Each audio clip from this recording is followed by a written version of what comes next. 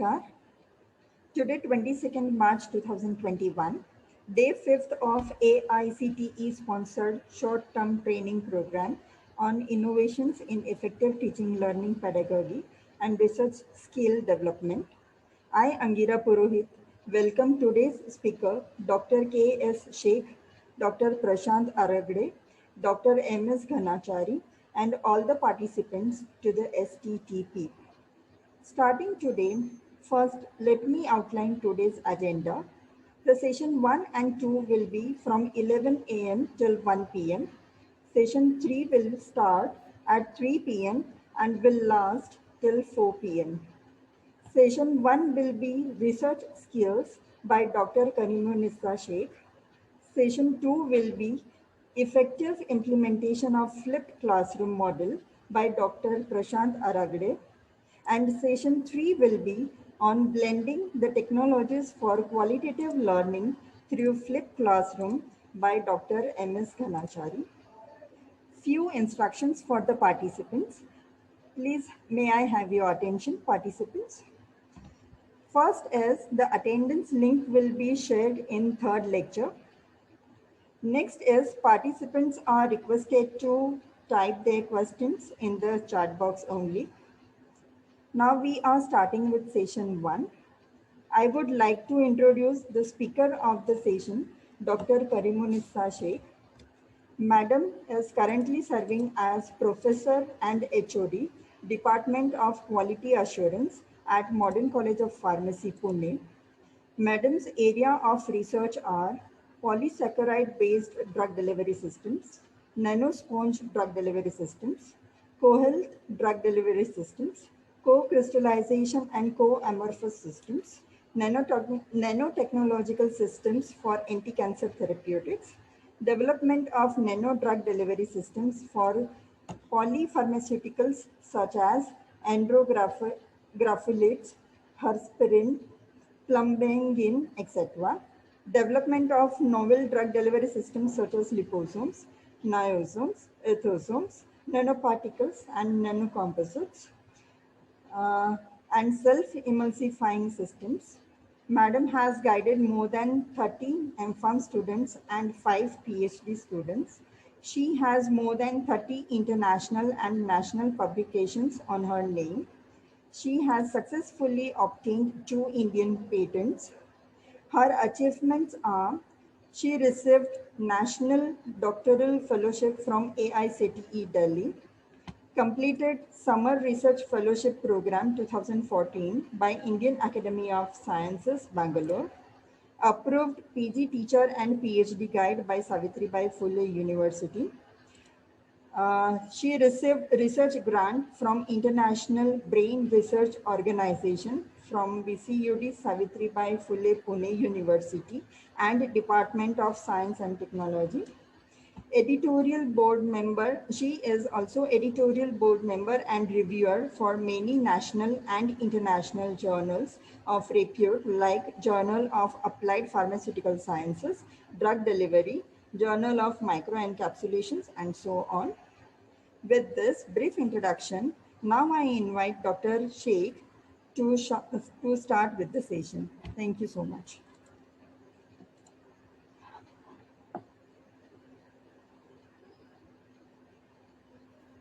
Thank you, Angira ma'am, for that sweet little introduction. First of all, a very good morning to the respected teaching fraternity who have joined on this online platform for learning. At the outset, I would also like to thank the organizers of this STTP, particularly Principal Dr. Praveen Chaudhary sir, for inviting me and giving me an opportunity to present myself. Friends, I am here to share the things that I have learned during my research journey. My research journey started when I was doing my MPharm at Pune College of Pharmacy. There, this urge for research, it was instilled into me by my research guide, Dr. K.R. Mahadik and Dr. A.R. Paradkar. Right? There I got to know what is the exact meaning of research. But however, 2 years or the 1 year of the actual research project was very less for me to learn more about research. Immediately after my MPharm, I joined academics. I did teaching at D.Y. Patil College, Pimpri, Pune. Then I moved to Mumbai and I worked as lecturer at Saraswati Vidya Bhavan College of Pharmacy. During this time, I always felt that I have lost the connection to research because I was only into teaching. I always wanted to do more of research. Then I again came back to Pune College of Pharmacy. I did my full-time PhD there. During that time, I got the National Doctoral Fellowship for 3 years. Now, this was the main turning point for me for instilling insight into me the main research aspects. It was a full-time course, so I was constantly connected to the lab, right? We were supposed to make proposal presentations, like where we create a plan of work and present it before the approval committee. So that was a very difficult task again, because there a lot of literature review was involved. And even there was a requirement that you need minimum two publications if you want to submit your thesis. So again, that was a challenge. We had to publish in 2 good journals with a good impact factor. So that was more challenging again. So all this brought me more closer to good research practices. Then after submission of my PhD thesis, I joined Modern College of Pharmacy. Here, I was appointed as a teacher, as a guide to PhD and MPharm students. Moreover, while working at Modern College of Pharmacy, thanks to Dr. Praveen Chaudhary sir, the working atmosphere here is very much conducive towards research. So all this always kept me connected to research. Okay? And so I am here to share with you whatever I have learned throughout my research journey. Right? So with your permission, technical team, can I share my presentation?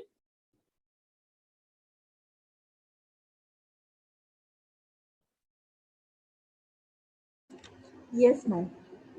We are making you host, so now you can start your presentation. Yeah.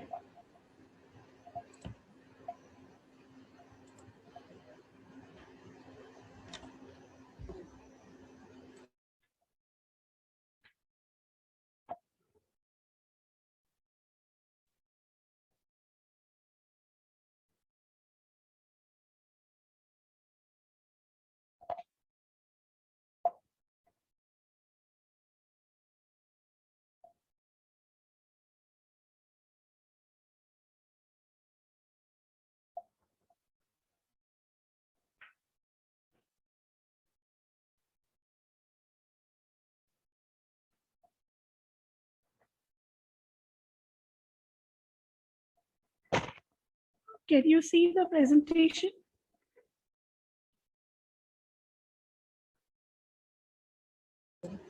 Yes, ma'am. Yeah, thank you.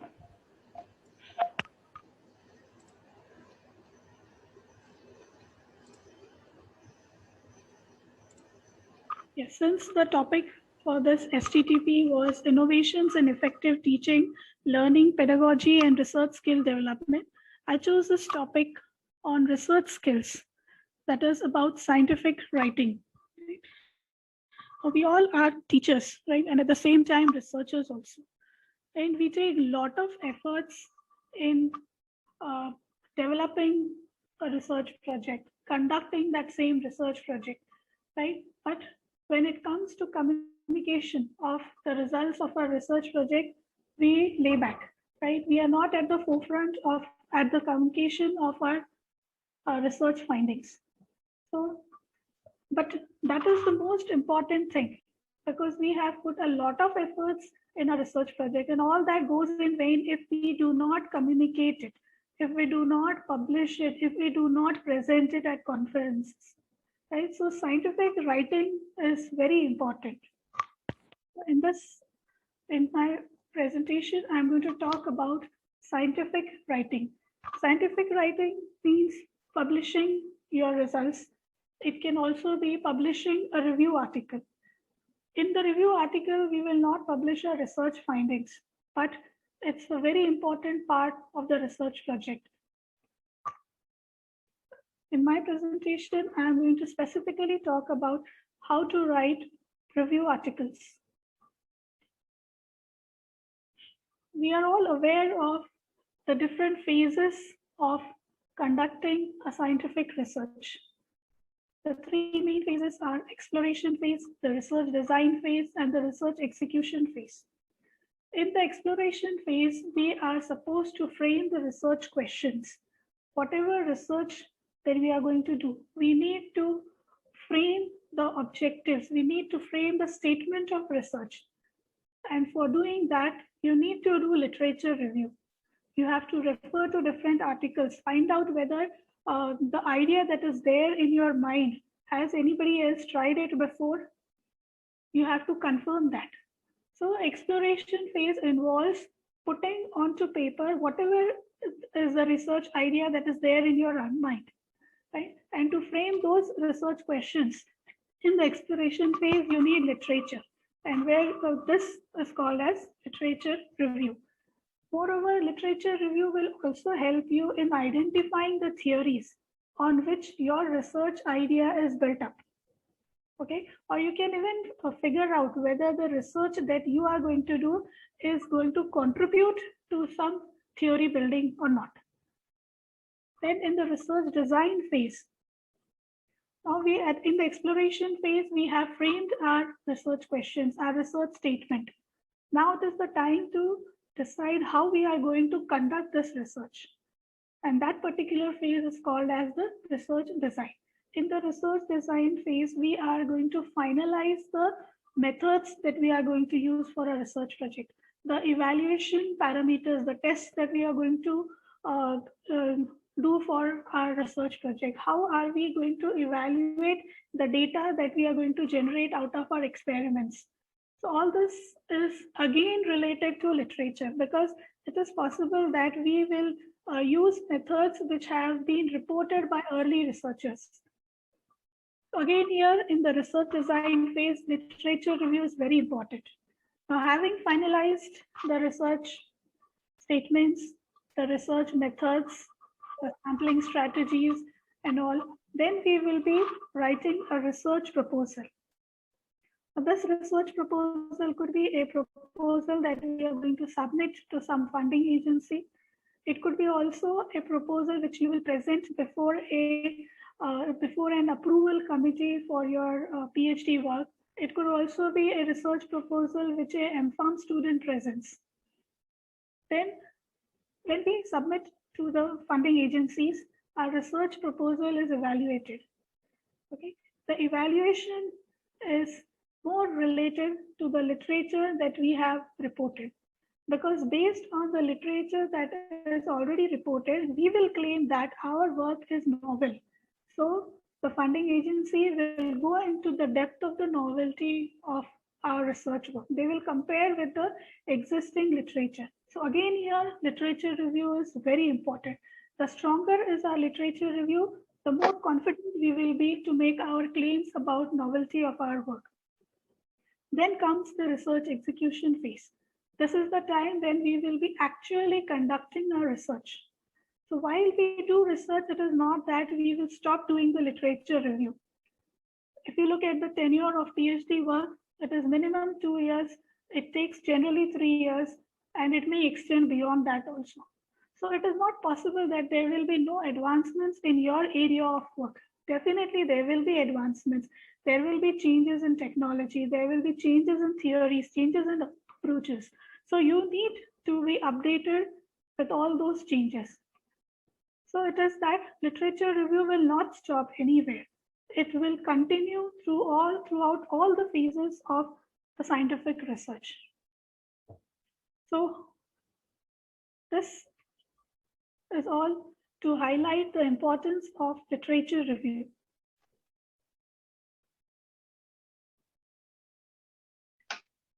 When is literature review done? As I already discussed earlier, we do literature review while we are formulating research question statements when we are undertaking a new research project.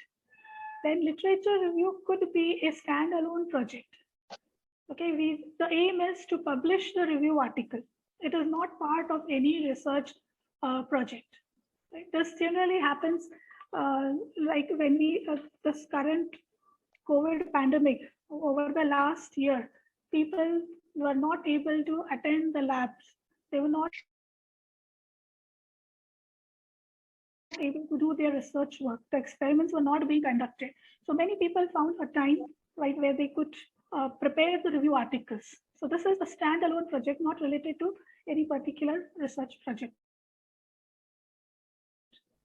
Then I also said that literature review is important as it will help us to highlight the importance of a research proposal to the funding agencies. Another important area where literature review is important is in policy making, okay, where the policy makers have to come to certain conclusion or make certain decision related to healthcare. Okay, this particular area is called as systematic review, meta-analysis.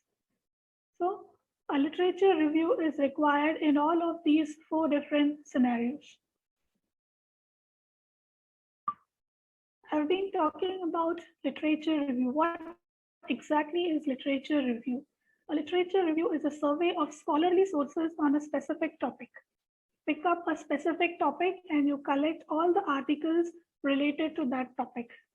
So you have a whole lot, big number of review articles, original research articles, editorials, commentaries, blogs. Then what is the scientific literature review? A scientific literature review is a critical account of what has been published on a topic by accredited researchers. Okay, blogs cannot be included under scientific literature. Okay? So scientific literature review is by accredited researchers only. It provides an overview of the current knowledge, allowing the researcher to identify the relevant theories, methods, and gaps in the existing research. It is also a collection of research publication, books, and other documents related to the defined problem. But a scientific literature review is not an English essay, like what we used to do in our school. Right? It's different from that because it is scientific writing. It is not a summary of each research article that you read. It's not that you collect 10 different articles. For each article, you prepare a summary and then you combine all of them, put it in a Word document. Okay, the document is having 10 different paragraphs. So this is only summarization. We are just combining the 10 different articles in a particular document. This is not called as a scientific literature review. Scientific literature review is also not based on personal opinion. If I put forth my own opinion, then it does not become a literature review. I have to support it with evidence. I have to support it with fact. Then only it can be called as a scientific literature review. Then scientific literature review is also not a chronological history of events in your research area. It means that you are trying to prepare a review article on emulsions. So you will refer to articles which have been published in 1960s or 1970s. So you are tracking what are the developments in emulsion technology till date, and you make a table of that.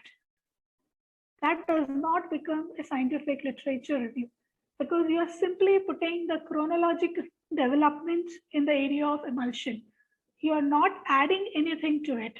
It's simply a table which will tell you in which year the developments have happened. Then what is a scientific literature review? We've seen things which what a scientific literature review is not. Then what is it? It is that thing which does not just summarize the sources, but it analyzes, synthesizes, and critically evaluates to give a clear picture of the state of knowledge on the subject. It is not just a summary. It is a summary, but there are a few more additional important things to it. Those important things are analysis. First of all, you are preparing the summary of the 10 different articles. Now you are going to analyze it. How are these 10 articles related to each other? Are they related or not? Then what is the contribution of each of the article? Then how is the contribution of one article superior to other? What is the second article offering you more than the first one? Is the second article contradicting the first article? So this way you are going to analyze and synthesize and evaluate them. You have to do the critical evaluation of all these 10 different articles. So only when you analyze, synthesize, or bring the different 10 articles together, you evaluate them, whether they are useful for your research. Have they provided good findings? Have they provided bad findings? Bad findings in the sense they have missed out certain things. So all this is done. And then only you will get a clear picture of the state of knowledge on the subject that you desire. So scientific literature review is summarizing plus analyzing, synthesizing, and critically evaluating the data that you have.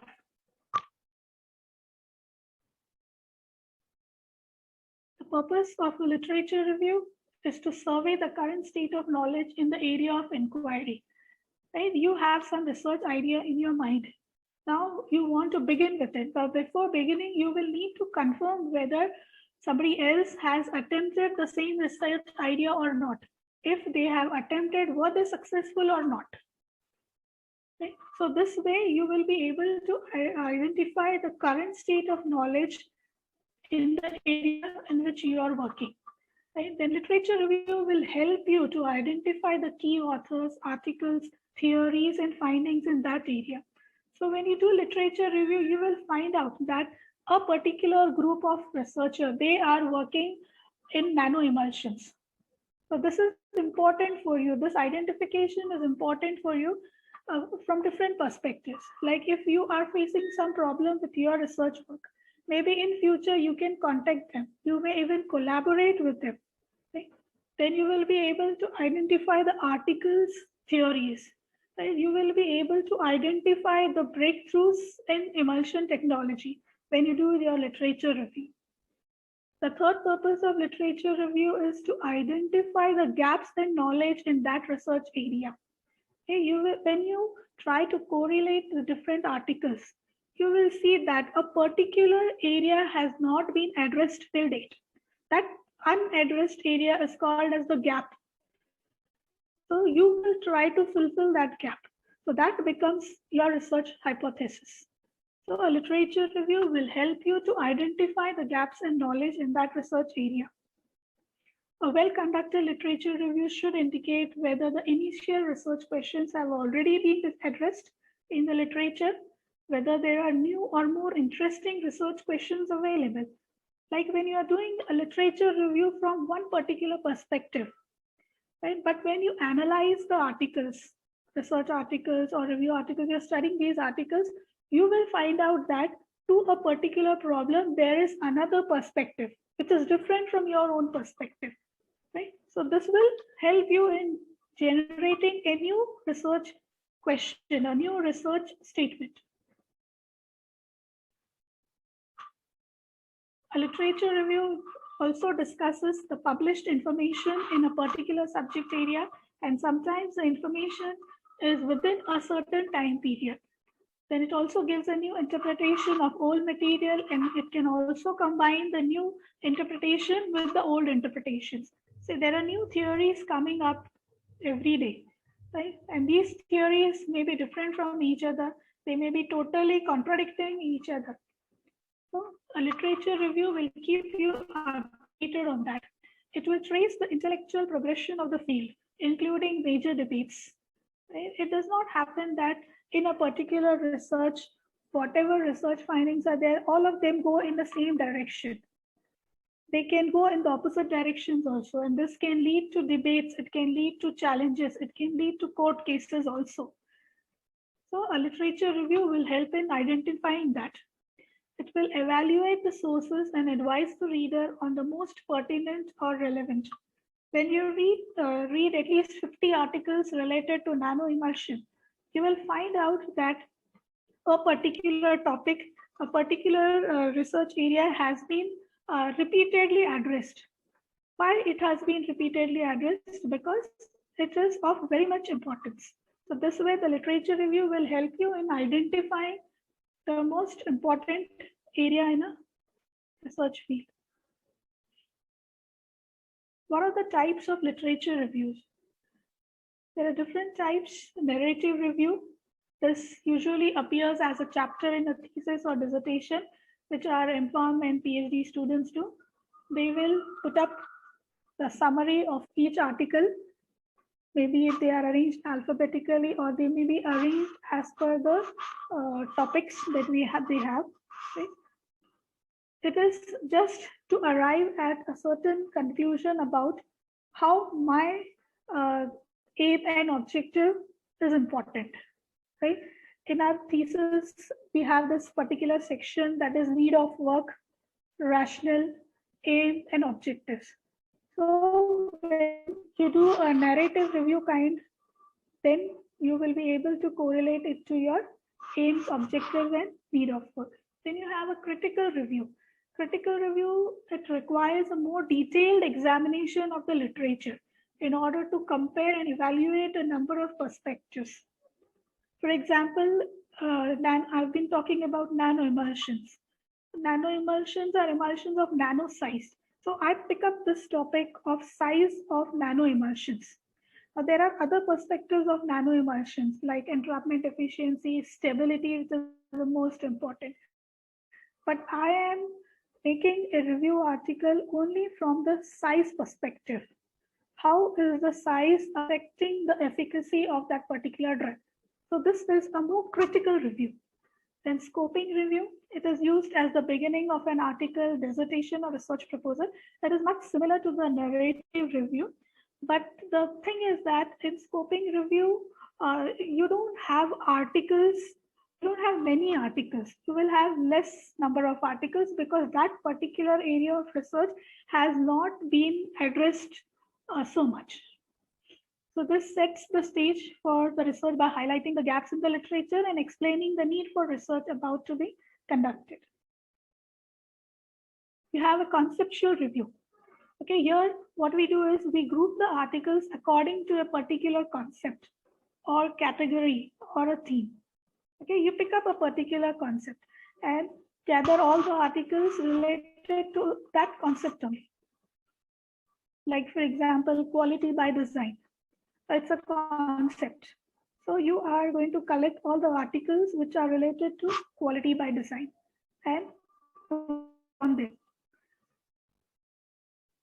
Then you have state-of-the-art review. State-of-the-art review, it can be conducted periodically with a focus on the most recent research. Okay, like I said, nano-emulsions, it was discovered long back. But now we have various technologies related to nano-emulsions.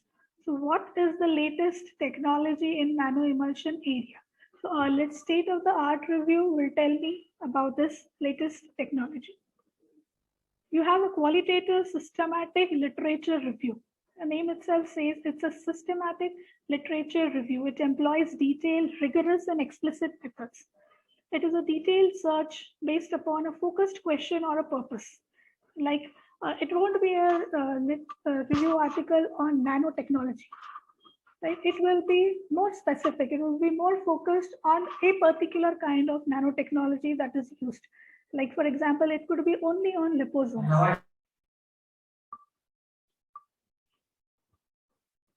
In this systematic literature review, step-by-step methodology used in the research is frequently described. Okay. Then you have a quantitative systematic literature review.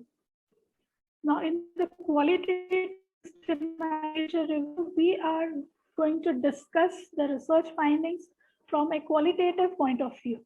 But here you have another area where again your review will be done very much systematically. There will be a very well defined research methodology. But here the data that you get is going to be, it has to be statistically treated, right?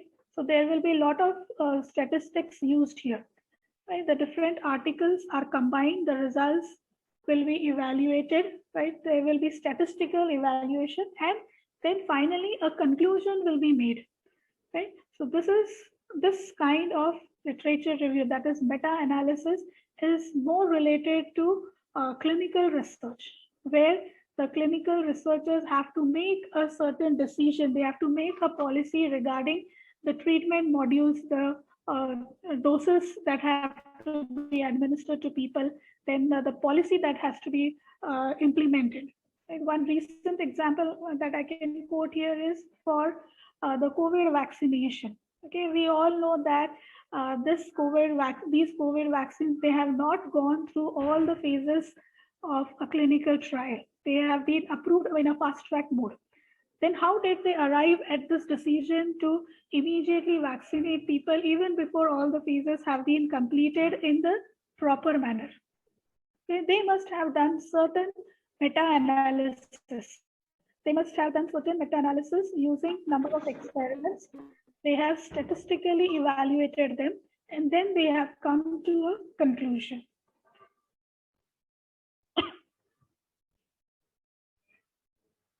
The narrative reviews that I talked about in the earlier slides, there can be again three types. They could be editorials, where editors, they will publish a review article, they will give their views, but their views will not be personal opinion. They will be definitely based upon the articles that have been published. Whereas if they are giving their own personal opinions, they will be called as commentaries. Then there is another type of narrative reviews, that is overview. Overview is unsystematic narrative reviews. It just tells you in brief about the, it's a general view, right? It will, it's broad in nature. Like it will be talking about all the technologies that are covered under nanotechnology. It will not specifically talk only about liposomes. So it is that overview type of literature review. It's a more generalized concept. Coming to the actual part of my presentation, how to write a literature review. There are 5 steps in writing a literature review. The first step is to search for a relevant literature. Okay? Now we have decided to conduct a literature review. Now that literature review, we may use it for a research proposal, right? And or it could be a standalone project that our aim was to just publish the review article and not use it for a research project. So first thing is we need to define a topic, right? We have to choose a topic in such a way that the topic is not too broad. It should not be too narrow also. At the same time, it should be interesting to others. Why would anybody read a literature review article on nanoemulsion, right? Because everybody knows the concept of nanoemulsion. But if I were to make a review article on the stability aspects of nanoemulsion, then of course it would become interesting to the readers, right? Then you should be also interested in it. And one important thing is that you should have some experience in that particular field, so that you get a better understanding of all the concepts, and at the end you will be able to make your own opinions, your own conclusions. So having defined the topic, then we would start for the searching of the literature. So when we start searching for the literature, first thing that we need to do is we need to make a list of keywords. The keywords are also called as index term or descriptors. We have to keep a record of all the keywords that we are going to enter into the search engines. We will make use of different search engines like Google, Medline, PubMed, Cochrane Library, and so on. We all know very well what are the different online resources that are available for searching the relevant literature. Along with the online sources, we can also make use of the hard copies of the books, journals. Right? And when you do literature search in a particular search engine, for the same keyword, you should look up for articles in another search engine also, so that nothing is missed out. While searching for articles, we can make use of Boolean operators, where we can narrow down our search. We can use the terms and, or, not, so that the number of articles that you will have to read will be reduced. Without the Boolean operators, you may get more than 10,000 number of articles related to your topic, and that is a Herculean task. We will not be able to read all those 10,000 articles, and most important, all those 10,000 may not be related to you. So you have to make use of these Boolean operators so as to refine your literature search. Then again, whatever number of articles you get, for those articles, you should first read the abstract to find out whether the article is relevant to your question or not. In the abstract itself, you will be able to find out whether this article is useful or not. Then when you find any useful book or an article, and if you want to know more about a particular topic, you can check the bibliography of that book or that article, which are the cross references here. You have to identify the most important publications for your topic. You have to take note of the recurring citations. Right? When you read an article, you should always read the author details, the citations, the altmetrics for each article.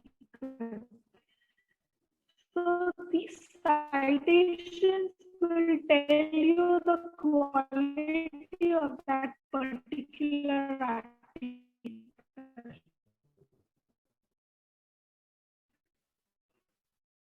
Then if sure to seek them out. Okay, it happens, but author will definitely publish his work. Okay, maybe using a particular technology, he has prepared nanoemulsions for several drugs. Now the technology remains the same, only the drug has changed now. Okay, so you need not read all the articles of that particular author. So this is a very important step. Keep track of the search items that you use. Okay, I told you we have to maintain a list of the keywords. So now making this list will help you not to repeat the same keywords again. It is not always possible that you will get full text of all the articles. So you make a separate list of papers whose PDFs you could not access immediately. Okay, but you feel that they are important, then you can find another source for those particular important papers. Now, having collected all the articles from the online databases, the offline databases, now it is the time to read them, right? To understand the article. It will not happen that only by one reading, you will be able to take a grasp of all the contents of that particular paper. You may have to reread it, okay? Research itself says that you do research, repeat it. The same way for the review articles, you will have to read the articles multiple number of times. For each article, for each question, you should ask what question or problem is the author addressing? What are the key concepts, key theories, models, and methods, the results, the conclusions of the study? So every publication, you are going to think about all these points. What are the key concepts that the author has used? What is the theory behind his research work? What is the model that he has used? What other methods have been used? Then what are the results that he has found out, and what conclusion has the researcher made? Then what are the strengths and the weaknesses of the research? This is very important because your whole analysis or critical evaluation of the articles depends upon this. So every paper, even every research work, maybe my own research work will have some strength and some weakness. So that weakness could be a potential opportunity to you, right? So for every research article that you collect, you will identify the strength and the weakness, right? We also have to be aware that the sources should be credible, right? They should, you should be able to cite it, right? They should come from credible journals, okay? Not predatory journals. Then you include any landmark studies and major theories in your field of research. like if there are very significant findings which have changed the course of research in that particular area, then that particular article has to be incorporated in your review article. Then what other things you can include compulsorily? The articles which have high citation count. Even those articles need to be included. Then as you are reading the articles, right? As you're reading the articles, you should take notes, right? And at the same time, you should cite your sources. You can make use of reference managers.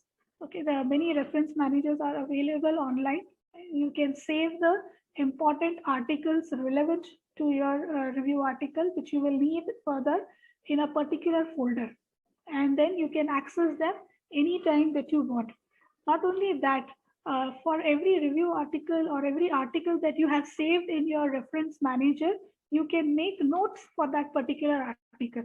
So that next time when you open up the folder, you will realize that this particular article is important for me for discussing the method XYZ. So you need not read that particular article again and again.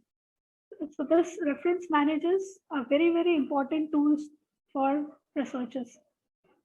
You define early in the process some criteria for exclusion of irrelevant papers.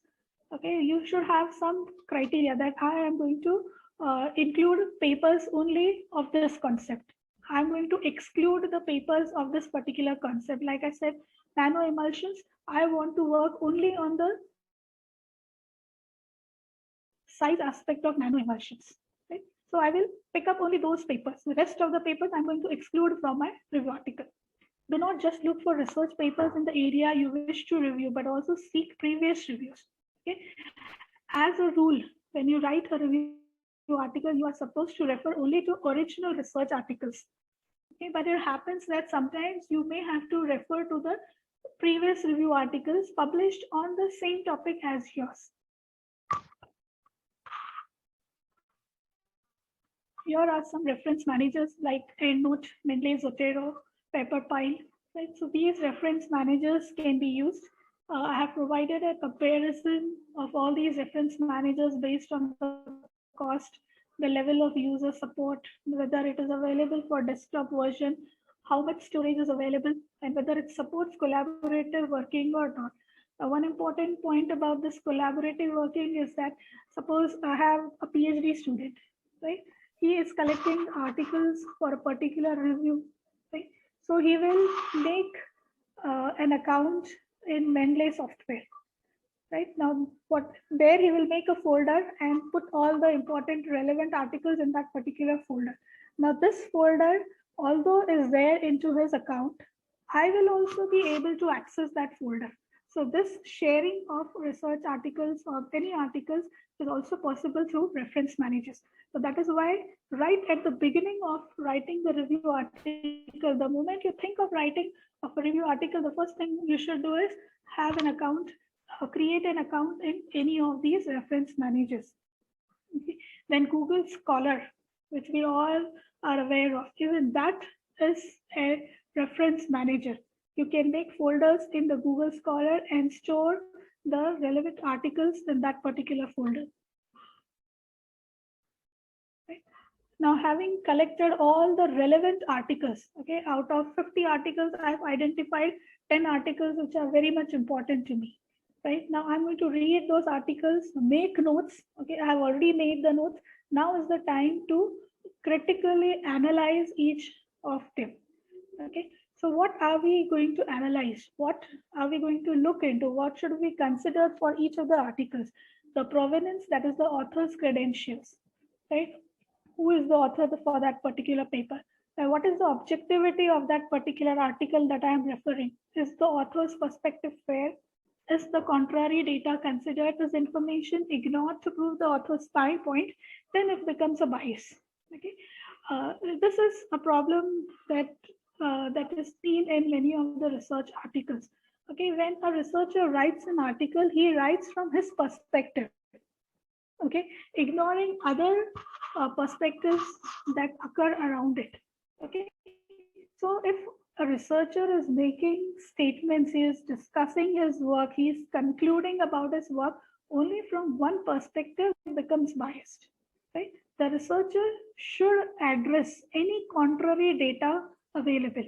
Okay, if he is saying that my theory is true, okay, then there can be another researcher who has made a contradictory statement about this particular theory. So the researcher should have the guts to discuss both of these theories. Okay, and after discussion, whatever is the conclusion that the researcher is making, then that conclusion is unbiased because he has considered the contrary data also. Then is the author's data convincing? Okay, what happens is for evaluation of a particular system, say for example, a liposome, right? Uh, a particle size analysis is one of the parameters. Right? To analyze the particle size, you use any instrument, right? Whichever is available in your lab, and you report the particle size of the liposome. So while reporting, we will generally report the D.9 or D90 as it is called. But reporting only the D90 is not sufficient. Along with that, you need to report the polydispersity index. Okay, so many researchers, they fail to report that. They will report only the average size in terms of D90. They're not reporting the PDF. So this data is not sufficient. It is incomplete. Okay, so the author's data is not convincing to us. Okay, then sometimes there are contradictory results. Right, the person is reporting a zeta potential of minus 90. But when you look at the composition of the system, there are no chemicals or there are no ingredients which are giving it a negative charge. Right? But it's a mixture of different ingredients. Then in that case, the researcher is supposed to support with some kind of discussion. But that discussion is not there in his article. So the data is not convincing. How come the zeta potential is minus 90 when there is no chemical which is having negatively charged groups? So this way, the data may not be convincing to us. Then you also think about the value. Does the work contribute in a significant way to an understanding of the field? Right? So you have to analyze each article based on all these considerations. Then you have to critically think now. Right? Critically thinking is the process of looking at ideas and information critically, taking nothing for granted, but questioning the accuracy, motivation, and references, and seeking a new understanding, connections, and insights. Okay, what is critical thinking? It means that you look at the ideas and information critically. Okay, you will not accept whatever is given in the article as it is. You should question it. Okay, you should question it for the accuracy. You should question for the motivation behind it. You should question the inferences that have been made, and you should seek new understanding. You should always have that urge. What new will I learn from this research article? Okay? Or it could also be said that you can weigh the evidence and the arguments for or against something, and you come up with your own informed opinion. So critical thinking is very much important when you write a review article. Critical thinking is also called as you move from description to analysis. What is description? It is just reproducing the information. You're just summarizing the text. You are accepting whatever details have been put up in the research article as it is. Then what is analysis? Analysis means you deconstruct the information. Okay, whatever information is given in the article, you split it up. Okay, and you challenge their assumptions. You challenge their perspectives. You try to show what is the limitation in their studies. Right? So this is called as analysis. So when you are writing a review article, you have to move from the description to the analysis. When you do critical thinking, you will be able to identify the evidence which you need to back up and challenge the key points. So when you are challenging something, you cannot simply challenge. You need certain facts. You need certain evidence to challenge. Then critical thinking will be able to detect the inconsistencies and mistakes in the author's reasoning. It can detect the bias, premature conclusions, lacking evidence, right? Like for example, there are people who work on solubility enhancement, and they have worked only on solubility enhancement. They haven't done any animal studies, right? But in the conclusion, you will find a statement that the solubility and the bioavailability was enhanced. Okay, so these are premature conclusions where incomplete work has been done, but the statements are totally different. The critical thinking will allow you to distinguish between a fact and an opinion. It will evaluate the conflicting opinions and research. Right? You will have two different articles, and both these articles are presenting different ideas, contradictory ideas. So when you do critical thinking, you will be able to find out why they are contradicting. Then critical thinking will also help you to suggest new or different solutions. Then it will help you to construct your own arguments and opinions or conclusions. Okay, so you have analyzed all the research articles and then you have made your own interpretations. Now you have to evaluate your own interpretations also, just the way you evaluated the research articles that you are referring to. So while evaluating your own interpretations, you should ask questions such as, have I made a well-informed decision? Okay, if I am challenging some research idea or research finding, do I have sufficient data fact available with me? How good was my information seeking? Has my research search been wide enough to ensure all the relevant material is included? Has it been narrow enough to exclude the irrelevant material? So this way you are analyzing your own reviewing process, article reviewing process. Then have I critically analyzed the literature that I have used?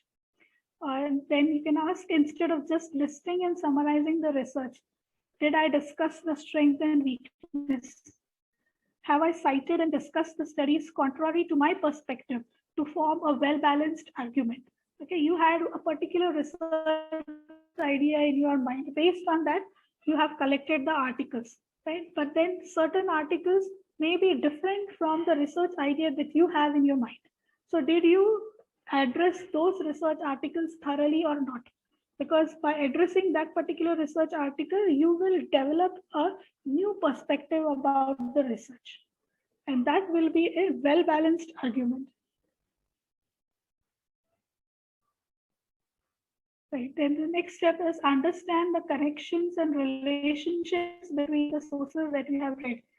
And then based on the reading and notes, okay, whatever article that you have collected, you are going to gather notes. Then you will identify that there is a particular trend or there is a particular pattern in all the articles, right? Then you will identify that these articles are based on a particular theme. You can categorize the articles based on a theme, right? Then there are certain debates, conflicts, and contradictions in the different articles, right? You will spot those debates, conflicts, and contradictions. Then you will also identify pivotal publications. Right? These pivotal publications are breakthroughs in a particular research area that have changed the course of the research. Then you will identify that there are certain gaps. What is missing from the literature? There are certain weaknesses that still need to be addressed. Right? So once you do this, once you are able to find out all these, note all of these points, this will help you in organizing or making a structure for your literature review. Okay. The next step is to outline the literature review structure. Right? Here, first and foremost step is you will choose which type of review article you want to make, whether it's a mini review article or a full-length review article. Right? Then whether you are going to prepare a chronological type of review article where you are going to discuss the development of that particular research area over time. You will analyze the patterns, the turning points, and key debates that have shaped the direction of that field.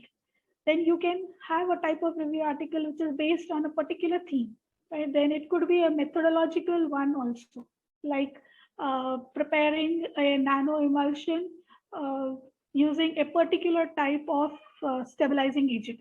So you are addressing only those nano emulsions which have been used by this particular stabilizing agent. So it becomes more of methodological. Then you can have review articles based on theories only, theoretical review articles. So having decided the type of review article that you're going to publish, now you can make you can outline the structure of the review article. Okay. You can plot the structure of the review article to include an introduction, the main body, the conclusion, right? So this is a de facto method, a standard method, and there can be variations in this outline also, right? But these are the main parts, essential parts of any review article. It includes the introduction, main body, and conclusion. Right. So when we are preparing a review article, we will obviously finalize some journal to which we are going to publish it. So every journal has its instruction to authors, and in those instruction to authors, they will generally provide a word count that is allowed. Right. So you have to keep a check on the word count. Right. So within that word count, 10% of the words will be allocated to the introduction part. The main body would cover 80 to 85% of the word count, whereas conclusions will be 5-10%. Okay, so this is a generalized distribution. Now, if you are making a systematic review or a meta-analysis, then you have to adhere to the PRISMA statement. Okay, PRISMA statement is a preferred reporting items for systematic reviews and meta-analysis. Okay, as I said earlier, systematic review or meta-analysis, they are more related to clinical research. Okay, so this is a particular guideline called as PRISMA, where you will find a checklist. Okay, currently this checklist has around 27 items, right? So you have to refer to the checklist before publishing your review article. So this checklist helps you in correcting your review article, right? It will check whether you have included all the headings which are given by the PRISMA, and it to adhere to the PRISMA statement. Now, coming to the actual structure of the review article, the first part, as I said, is about introduction, where you will highlight the core scientific facts. You will introduce your topic, right? Then here you will mention the importance of the review article. Okay, what are you addressing in this review article? Like I said, if it's a nanoemulsion, so there are so many things. So your introduction would start with a definition of nanoemulsions, the importance of nanoemulsions, and then you could narrow down to the importance of size of the nanoemulsions, because your review article is about the size of the nanoemulsions, right? Then you could also mention the gap in the research area if there is any new perspective in it. Right? So this way, the introduction will tell the reader what you are going to talk about in that particular review article. Okay, you have to list out the topics in a proper order, and then in the same order, you will discuss it in the further sections. Right? So you're moving in the introduction part, you are moving from a broad view to a specific view, right? You are defining nanoemulsions, and then later on in your last statement of introduction, you will come to the importance of studying the size of nanoemulsions, right? And how you are going to address the size of nanoemulsions in this review article, right? Then you have to mention the keywords that you have used, right? In the introduction section, you will clearly mention what keywords you have used for searching the literature, what were the databases that you have used for searching. Okay, then if you have used any advanced search options, even those have to be mentioned. Along with it, you need to mention the year of publications. Like if you have referred to a publication of 1970 till 2020, then you will mention that the publications referred range from those published from 1970 to 2020. Then you will write out if there is any inclusion and exclusion criteria. Okay, you have to mention the criteria based on which you have rejected the papers, or based on which you have accepted the papers and included into your review article. The next part is writing the main body. Now, this is the most important part, where you will group the research topics according to common elements and back up the main points with research. Okay, this is like the resultant discussion part of a research article, right? You will focus on the recent data where possible. You will focus on the fact changes that have developed over time. You will summarize the individual studies or articles, right? And while doing so, you will tackle one point per paragraph. Okay, so what you will do is, suppose, for example, you are including 10 different articles in your review article. Then for one review article, there should be a paragraph. Okay. So this way you will have 10 different paragraphs. And for every paragraph, or for that matter, for every article, there would be 3 different types of sentences. These should be compulsorily there. The topic sentence, right? That is, you start each topic with a strong umbrella sentence introducing your key point. Right? Then there could be supporting sentences where you would discuss what methods that particular researcher has used. Right? Then concluding sentence would be there.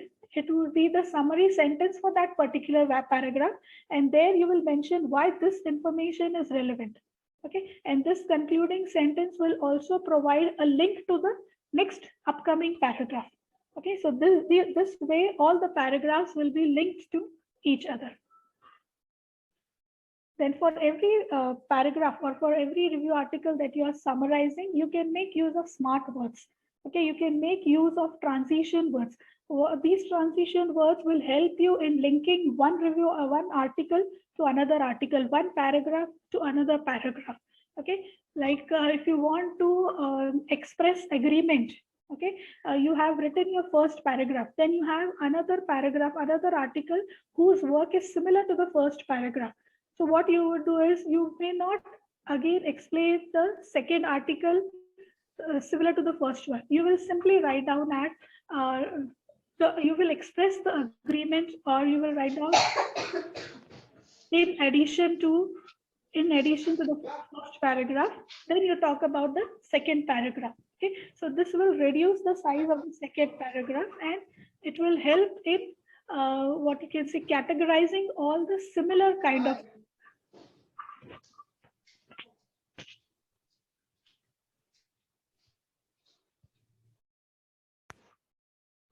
Then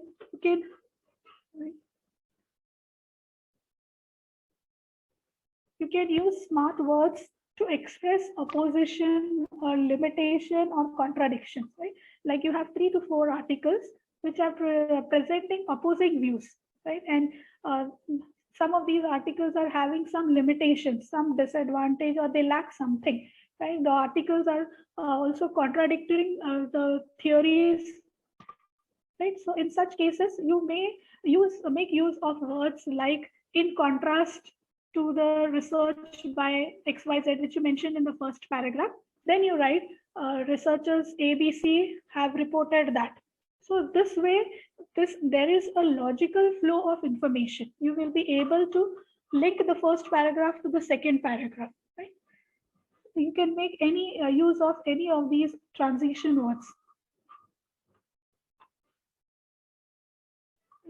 Like, and then there are certain statements I have listed out here. You can make use of these statements when you want to introduce the problems and limitations of a particular research article. Right? You may start saying that the main weakness with this theory is that, whatever is the weakness. Okay. Then you can also write down that, however, okay, you explain the research by that particular researcher, but now you want to criticize that researcher. You want to highlight the limitation of that researcher's work. You can say that, however, there is an inconsistency with this argument.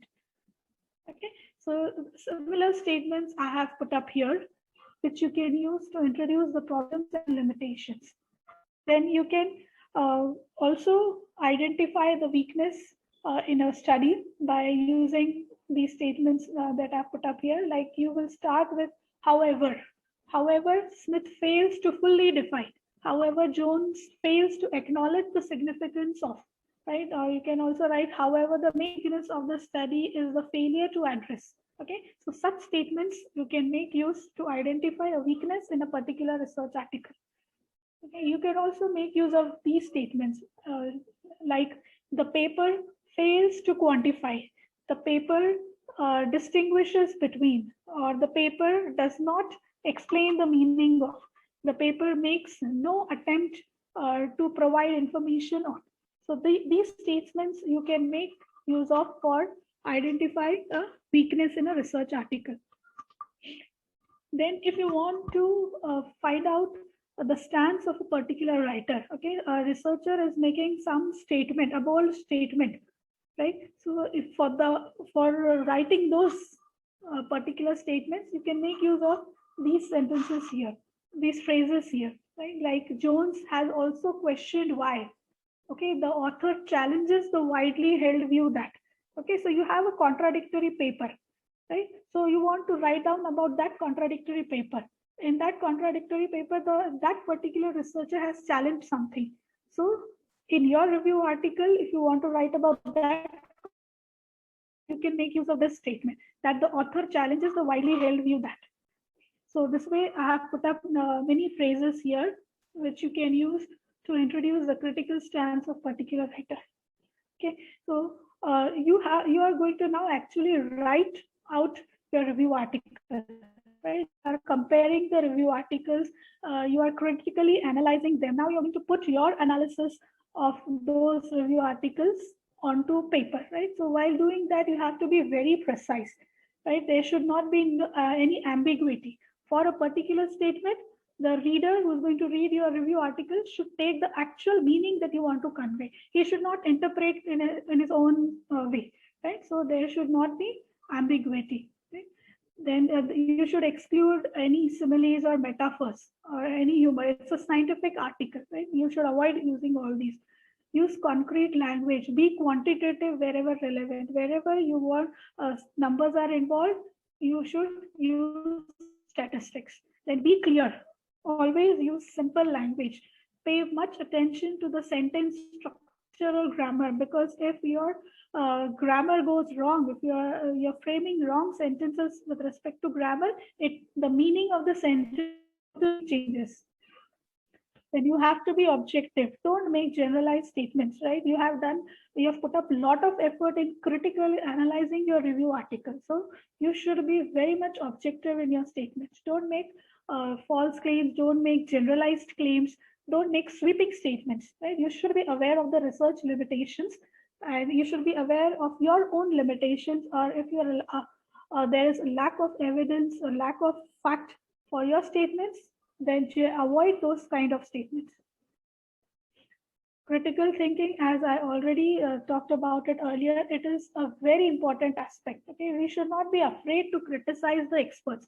We are not disrespecting the experts, right? We are using the research that the experts have done for our research work.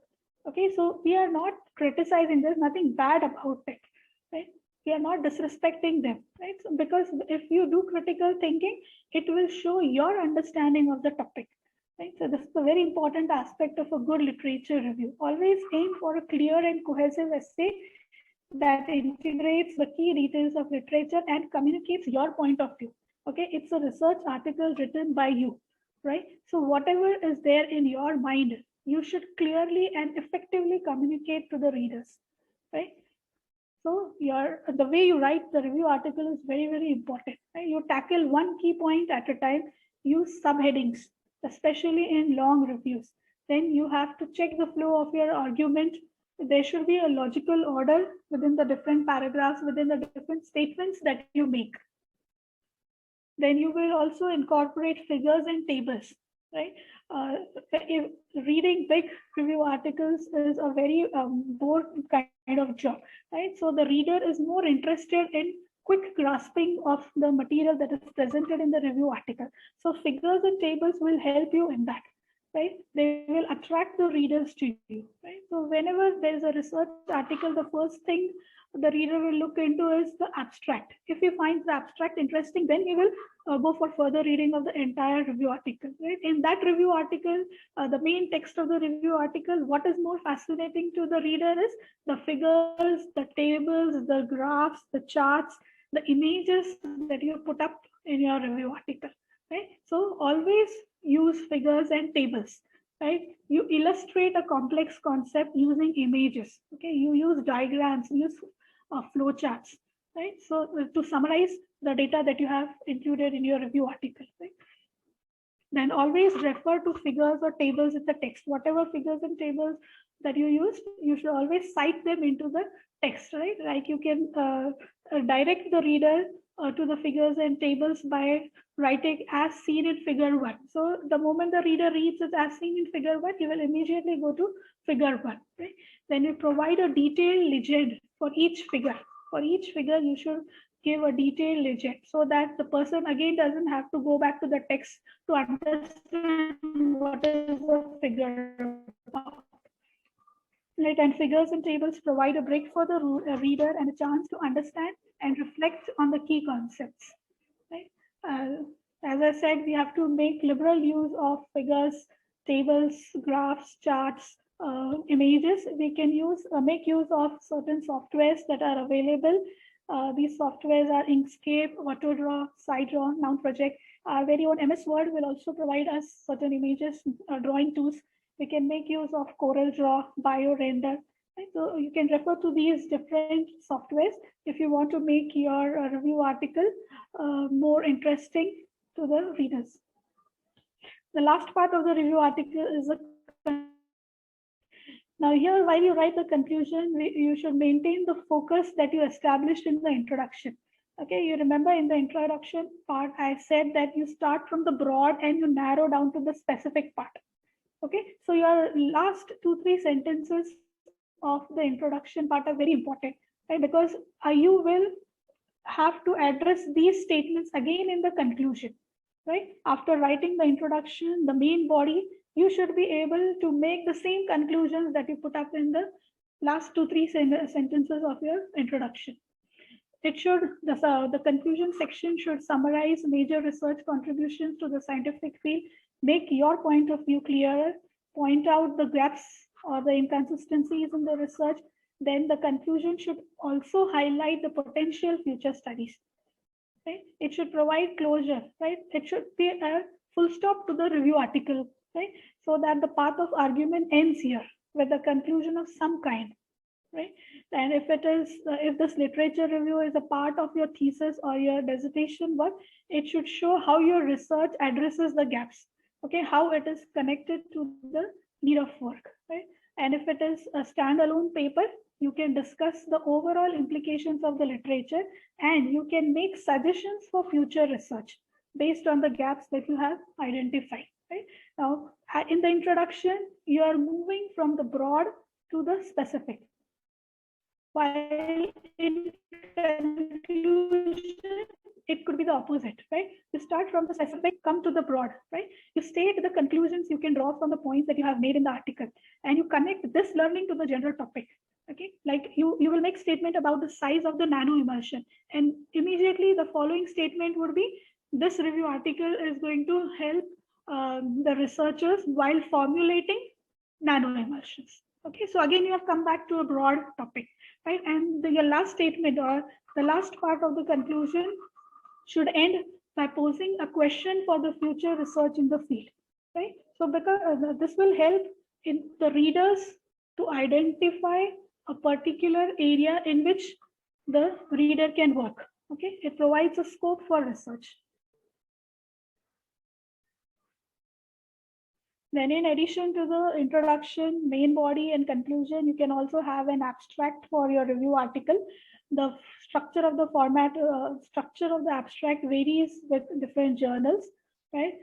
Some journals would ask for a graphical abstract, right? So whatever you wanted to convey in words, now you will have to convey it through images. Here again, you can make use of the softwares that I mentioned earlier. Then sometimes you can provide a table of contents of your review article. Then you should also give acknowledgements. You should acknowledge any funding bodies or research groups that have contributed to the review writing process. Okay, a few more tips about the revision and editing of the review articles, like use of tense. What tense should be used? Present tense, past tense, or future tense? Use the simple tense, a simple past, right? But if you are stating certain facts, those facts have to be present they have to be in the present tense, right? In introduction section, the present, it is a mixture of present and past tense. The present tense is applied when you're talking about something that is always true, okay, that is about a fact. And past tense is used for earlier research efforts, either by your own work or by another group. Okay, you are reporting the research work done by somebody else. So obviously it has to be in the past tense. In the methods section, again, you have to use a simple past tense. In the results part, in the results section of any article, not just the review article, you use simple past, but when you refer to figures and tables, you have to use the present tense. Okay. Then in discussion, you can use simple past for your own findings and the perfect tense for cited information, right? And in conclusions and further work, okay, you have to make use of the present perfect tense for your statements, right? And whenever you're talking about future work, obviously it will be in the future tense. So the tense of the statements that you make is very important because it helps the reader in understanding clearly. Then about referencing, okay, you have to mention the references, okay, whatever articles that you have referred. Then the referencing, the citing should be done in text, and then at the end you can provide a reference list or a bibliography. You can refer to different referencing guides, the Harvard style, many other guides are available. Depending upon the journal that you are opting for, you will have to select that particular reference style. Then even the figures and tables, they have to be cited, right? Now, this is a review article, right? You're going to pick up figures and tables which have been presented by other researchers. So you need to take permission from them, right? Because the image can be copyrighted. So if you're going to make other researchers to put other researchers figures and tables in your work, you need permission from them, right? And then you can also cite them. Okay, in the figure legend, you can put up the number of that particular reference. So this way, in text,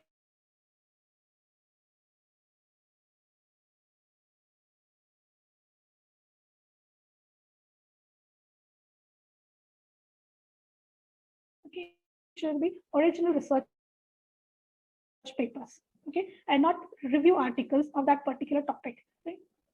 As far as possible, avoid plagiarism. Right? Then you can use quotation marks for direct quotes. Right? Use in-text citation only to reference ideas, opinions, or indirect quotes. Yes, finally, these are the different references which I have come across to make this presentation. I have included most of the important references here. Okay, just to summarize my presentation, review article seems to be a very difficult task, but it is not so, right? If you realize your review article, publishing your review article, then you have to create your master plan, right? Time is very important factor. It takes a lot of time, right? Then starting is the hardest part, okay? But once you've started, things become easy. You get a grip of the entire process, okay? It takes time to continue also. Like it is not that once you start, things are over. No, it will take some more time, okay? But you refer to the instructions available, right? You read books on the art of writing a review article. It will become easy for you, and finally it will be done, right? You would have a very good literature review, right? And a very good literature review would mean a very good research project, right? A good literature review will fetch you another good publication. So I would say in the end that you have put in so much time, right, for putting up your research idea in the form of research statements, research questions. You are guiding your students, right? It's not an easy job. It's quite a challenging job to be a PG guide or a PhD guide. So when you have put in so much effort, you should make it perfect, right? You make it publish. You have to publish your review articles. So that's it from my side. Thank you all for patient listening.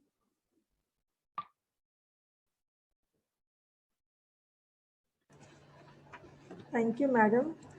Indeed, a very informative session. Now we'll start with the discussion.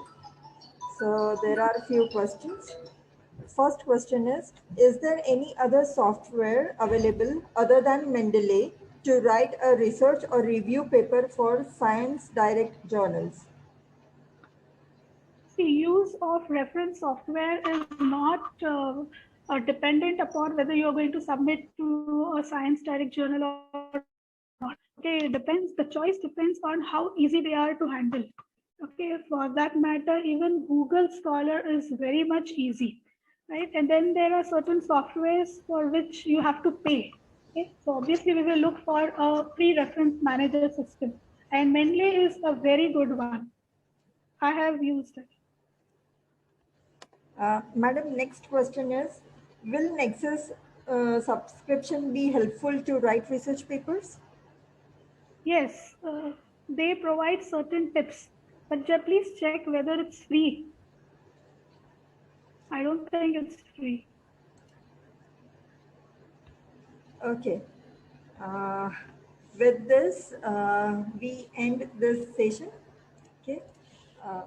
Madam, this was a very well explained session with objective importance and benefits of research skills. The in-depth, systematic, and well illustrative explanation of writing skills will help participants in their journey of research and publications.